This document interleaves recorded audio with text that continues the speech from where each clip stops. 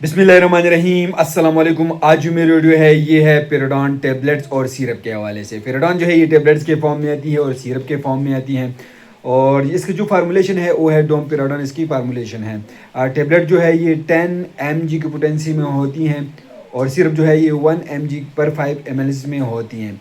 तो आज मैं इसकी कंप्लीट रिव्यू आप लोग के साथ शेयर करने वालों के इसके uses, side effect, doses, contraindication. तो चलो कोई टाइम ज़ाया किए बगैर वीडियो को शुरू करते हैं।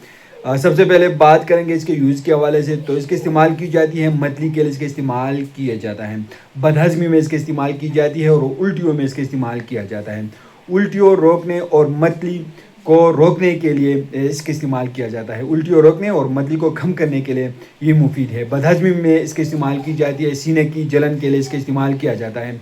खुराक की नाली और मैदे की हरकत में कमी वाक़या होने से मतली या की अलामत ज़ाहिर हो रही हो तो इस टेबलेट और सिरप का इस्तेमाल किया जाता है। टेबलेट जो है बड़ों में इसकी इस्तेमाल की जाती है और सिरप छोटे बच्चों में इसके यूजेस होती हैं। कंट्राइंडिकेशन, इन लोगों में आप लोग इसी टेबलेट और सिरप का इस्तेमाल नहीं कर सकते हैं। जब मरीज़ के आंतों की कोई रुकावट हो तो उसमें आप लोग इस्तेमाल नहीं कर सकते हैं। आंतों से खून गिरने की सूरत में भी आप लोग इस्तेमाल नहीं कर सकते हैं।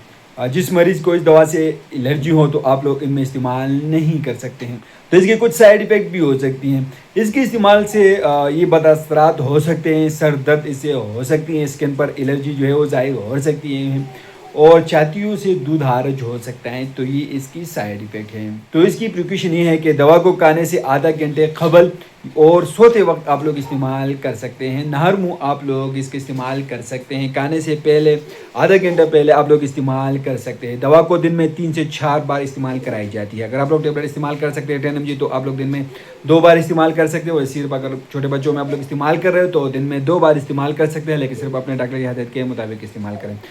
तो ये कंप्लीट रिव्यू है पेराडॉन टेबलेट सिरप के हवाले से।